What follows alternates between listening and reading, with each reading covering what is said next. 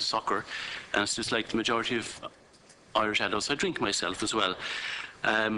I continue to watch and enjoy going to all sporting codes, and I agree that the sporting organisations have a very important part to play in the country, in the social life of our country. And I was therefore saddened really to read what was said at the last committee meeting. I'm going to concentrate on the whole evidence about marketing and that it does have an influence. I think it's alcohol marketing and advertising, it does work, and it influences young people's alcohol beliefs and behaviour. The alcohol companies would not spend so much on marketing and advertising if it did not work. I think that's obvious.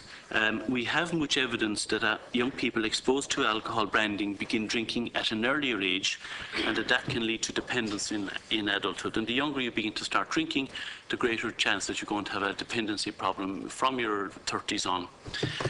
A study commissioned by the Department of Health in 2001 showed that alcohol advertisements were the favourite ads among children, because they're obviously the best produced. They're very expensive to produce.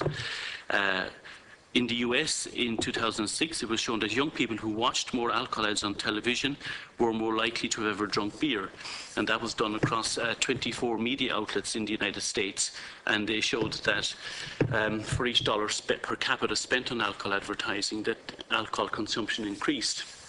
And that people who were brought up in more advertising-rich environments, their drinking only plateaued about the late 20s, whereas people who were exposed to alcohol marketing in a much lesser extent, their alcohol drinking plateaued in their early 20s. So what you're exposed to as a teenager does have long-term effects.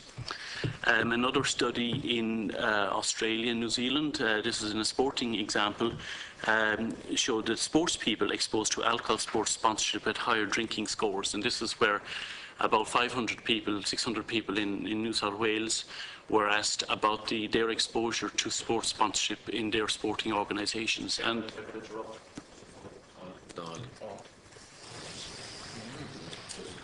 you will finish this presentation. Will I finish the presentation? We have about 8 minutes to get up there, so that's just your call. Yeah, we finish. I think continue for the time being. If you're going to be finished in that period. Oh, well, I'll go quickly, yeah. I will, yeah, continue. We can come back later. Yeah. There was a link between people who were sponsored in sporting and their actual drinking behaviour.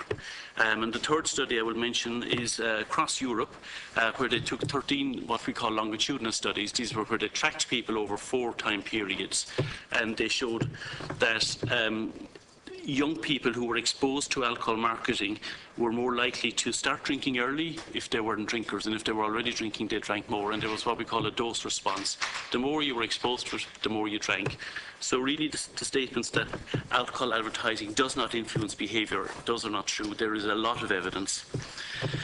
So to reiterate, the sporting bodies and the alcohol industry are incorrect when they state that there is no evidence that sports sponsorship by drinks companies influence children, and that is what we're talking about here, children, to drink, and Irish children in particular. So the measures we are hoping will be brought in relation to breaking the link between sporting bodies and alcohol marketing are a crucial part of our response as a country. We have a big drinking problem, and many of our young people are storing up trouble for themselves. Sport is a very important part of our culture, and long may it remain so, but let sporting bodies not be dependent on alcohol money, as now seems to be the case. We have the sporting bodies, we have the alcohol industry here making money, we have us, the health people, trying to say we need to do less, and at the moment, unfortunately, the sporting bodies are very much in the alcohol industry pocket, and that is a shame, because we would like the sporting bodies to take our point of view. And I suppose finally, I would end with an appeal to you all. You are our legislators. Only you can implement some of the recommendations that are being sought. Self-regulation does not work in this field, as we have seen also to our cost in other areas of public life. So I'm happy to elaborate on any of these points when you come back, and thanks for your attention. Yeah, thank you very much indeed for the vote presentation. We'll now suspend because we have to go and vote, so we'll go back immediately after the vote. So we'll ask you to remain, and that's okay. I now suspend.